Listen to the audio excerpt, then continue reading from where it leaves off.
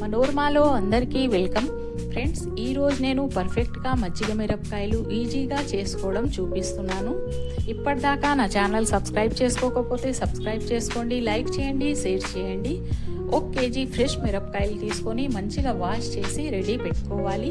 ఒక బౌల్ వాటర్లో 2 స్పూన్లు సాల్ట్ వేసుకొని రెడీగా పెట్టుకోవాలి.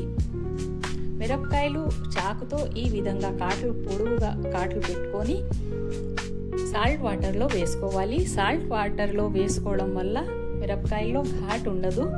అలాగే నిమ్మరసం కూడా వేసుకుంటే అవసరం ఉండదు. నిమ్మరసం వేసుకోవడం వల్ల మిరపకాయలు ఫ్రై చేసినప్పుడు కలర్ కొద్దిగా డార్క్గా వస్తాయి.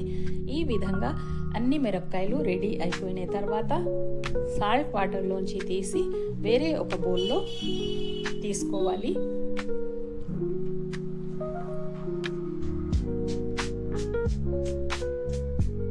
ఒక కేజీ మిరపకాయలకి 1/2 కేజీ పెరుగు సరిపోతుంది.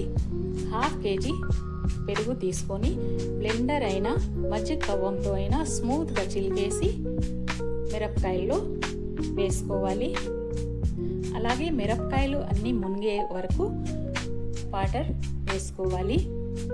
2 స్పూన్ల సాల్ట్ వేసుకొని మంచిగా కలిపేసి ఒక్కసారి టేస్ట్ చూసుకొని ఒకవేళ తక్కువ అయితే సాల్ట్ ఇంకా కొద్దిగా కలుపుకోవాలి.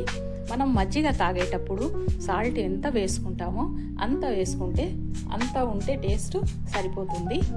మూత పెట్టేసి ఇప్పటి నుంచి నైట్ అంతా ఊరనివ్వాలి.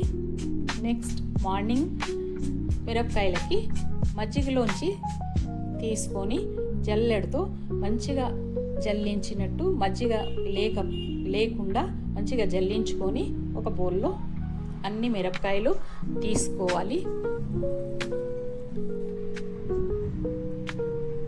తీసుకున్న తర్వాత మజ్జిగ బౌల్కి మూత పెట్టేసి ప్లాస్టిక్ కవర్ మీద ఎండలో ఈ మిరపకాయలు ఈవినింగ్ దాకా ఎండనివ్వాలి. ఈవినింగ్ ఈ మిరపకాయలు తీసుకొచ్చి మళ్ళా అదే మజ్జిగలో వేసుకొని 2వ రోజు నైట్ అంతా ఊరనివ్వాలి. 3వ రోజు మూత పెట్టేసి 2వ రోజంతా ఊరనివ్వాలి. 3వ రోజు మార్నింగ్ మిరపకాయలు మజ్జిగ నుంచి సపరేట్ చేసి ఎండలో ఈవినింగ్ దాకా ఎండనివ్వాలి. ఈవినింగ్ ఈ మిరపకాయలు తీసుకొచ్చి ఫ్యాన్ కింద ఆరబెట్టుకోవాలి. అలాగే 4వ రోజు మిరపకాయలు ఈవినింగ్ దాకా ఎండబెట్టుకుంటే ఎంతో రుచిగా ఉండే ఈ మిరపకాయలు రెడీ అయిపోతాయి.